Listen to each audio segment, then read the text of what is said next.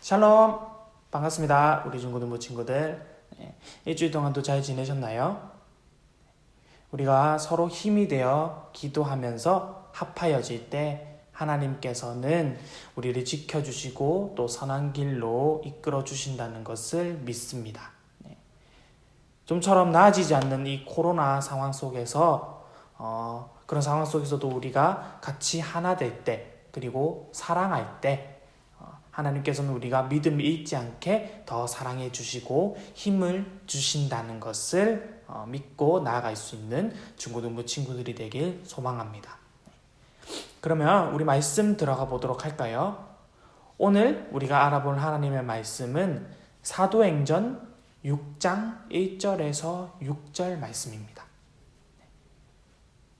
제가 읽어보도록 하겠습니다.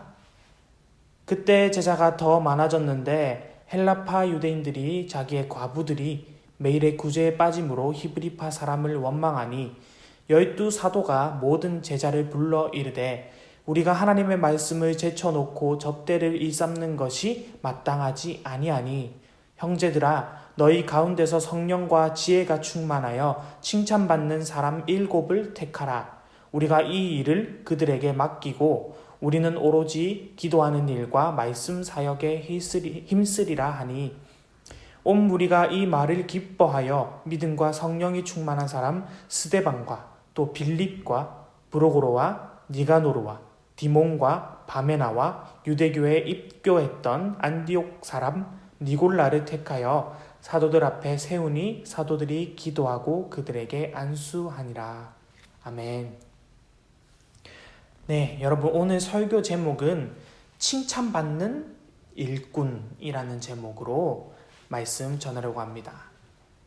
이 오늘 말씀에 나오는 예루살렘 교회는 아주 은혜가 넘치고 성령이 충만한 교회였어요. 매일매일 이 눈에 보이는 기적과 이렇게 표적이 있었어요. 병든 사람이 있으면 곧바로 나음을 받았고 또 서로 자신의 것을 주장하지 않고 이기적이지 않고 나누어 가지는 그런 성숙한 공동체의 모습을 가지고 있었습니다. 그 결과로 예루살렘 교회에 이 믿는 사람들이 점점 많아지기 시작했어요. 그렇게 교회가 성장하는 모습들을 우리가 종종 볼 때 우리는 흔히 그런 교회들을 보면서 저 교회는 아무 문제 없을 거야. 저 교회는 정말 은혜가 충만해서 아무 사건도 없이 하나님만 바라보며 살 거야 라고 생각을 해요. 그러나 성장에도 성장통이 있듯이 갑작스러운 교회의 성장은 예루살렘 교회에도 문제를 가져오게 됩니다. 그 문제가 뭐냐면 교회 안에 이 조직에 작은 틈이 생겨난 거예요. 그리고 그 무너진 틈을 통해서 사단 마귀는 여우처럼 몰래 들어와서 성도들을 나누고 분열시키려고 하는 거죠. 이 예루살렘 교회는 히브리파 교인들과 그리고 헬라파 유대교인들로 구성되어져 있었는데 교회가 구제를 하는데 헬라파에 속해 있는 과부들이 제외되는, 왕따 되는 일이 발생하게 된 거예요. 그것으로 인해서 이렇게 헬라파 성도들의 마음에 불만이 일어나게 된 거죠. 그때 이런 문제를 예루살렘 교회의 이 리더들, 이 사도들이 어떻게 해결하는가가 오늘 우리가 실천해야 할 말씀이 되는 거예요.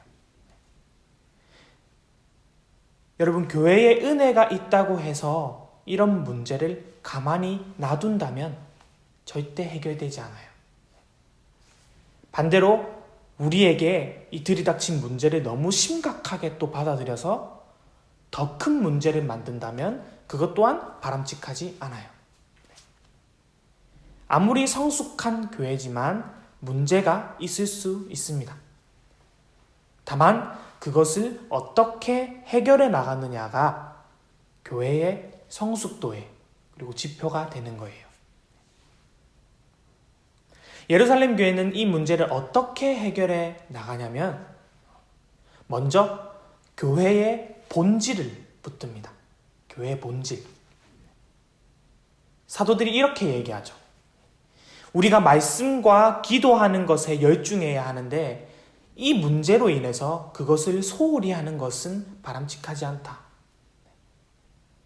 이렇게 본질을 계속 갖고 가니까 문제의 해결책이 보이기 시작하는 거예요. 그래서 사도들이 결정한 것이 그 문제를 전담할, 맡길 만한 그런 사람들을 세우는 것이었습니다. 우리가 교회의 문제를 해결하기 위해 사람을 세울 때에 신중하게 잘 세워야 해요. 잘못 세우면 그것으로 인해서 더 큰 문제가 발생할 수도 있기 때문입니다.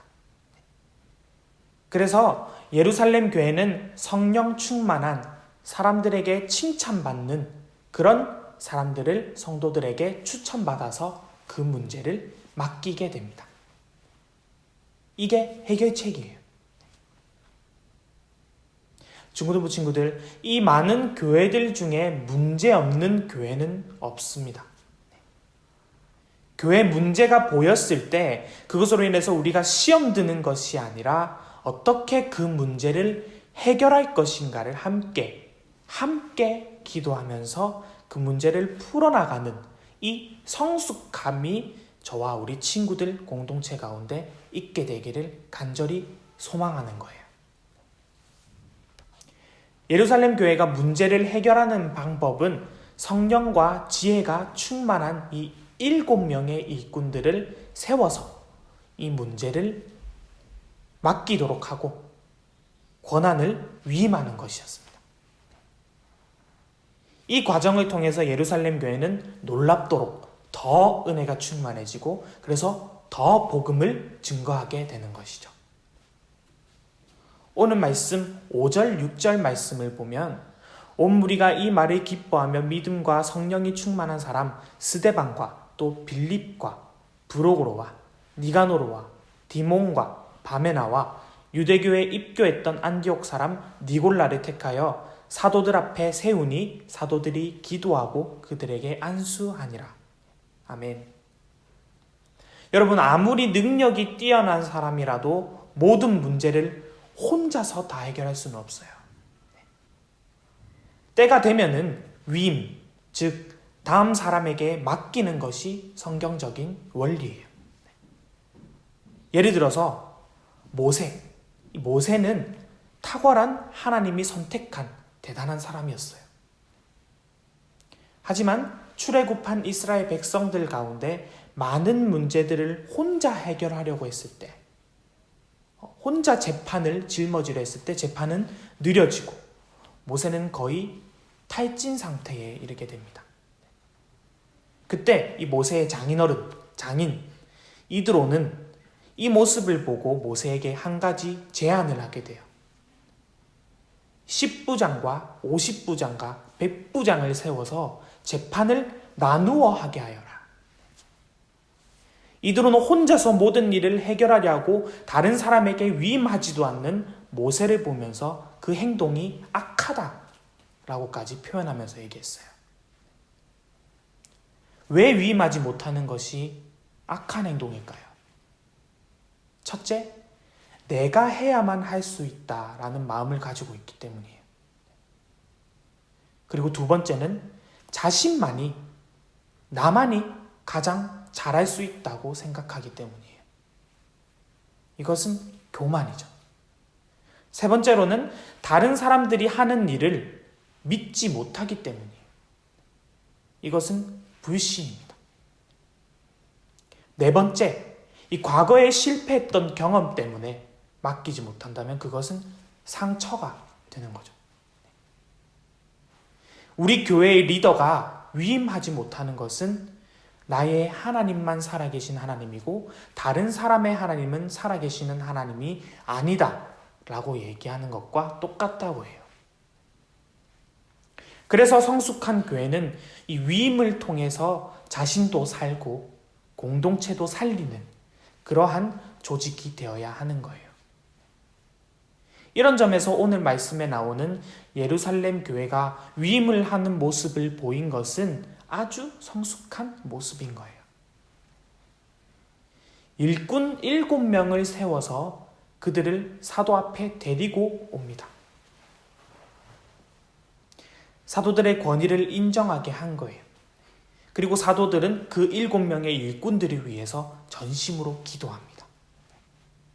하나님의 기름 부으심을 구하고 또 지혜를 달라고 중보기도 하는 것이죠.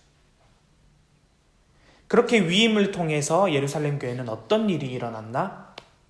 아까 말했지만 그 결과는 사도들은 말씀과 기도에 더 전념할 수 있었고 예루살렘 교회는 더욱더 성령의 충만함을 통해서 많은 사람들에게 복음을 증거하였다라고 말씀하고 있습니다.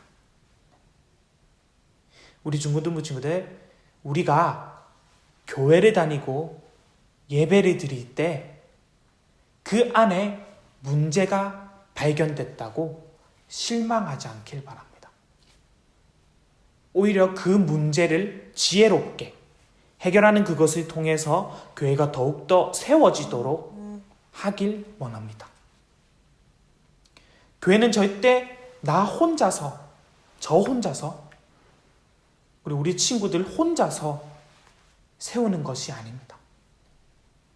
많은 믿음의 동력자들, 위임받은 이 동력자들과 함께 세워져 나아가는 거예요. 이런 예루살렘 교회의 모습이 우리 교회 가운데, 우리의 귀한 섬김 가운데 함께 임하게 되기를 주님의 이름으로 간절히 소망합니다. 아멘. 기도하겠습니다. 하나님 아버지 참 감사합니다. 오늘 중고등부 예배의 말씀을 통해서 우리가 하나님의 사랑을 더 깨닫고 하나님의 지혜를 더 알아갑니다. 하나님, 오늘 말씀을 듣고 우리 중고등부 공동체가 나 혼자만 문제를 해결해 나간다 해서 해결해 나갈 수 있다는 것이 아니라 다 함께 마음을 합하여 서로 사랑하고 하나 되어서 많은 사람들에게 그 문제를 해결해 나갈 수 있는 그 나눔을 실천해 나가야 더욱더 복음을 증거할 수 있다는 것을 더욱더 깨닫고 하나님의 말씀을 알아갈 수 있길 소망합니다. 하나님 그렇게 되길 원합니다. 우리 중고등부 친구들에게 그런 지혜를 주시고 또 하나님의 사랑을 깨달을 수 있도록 인도해 주시옵소서. 전능하신 예수님 이름으로 기도드립니다. 아멘.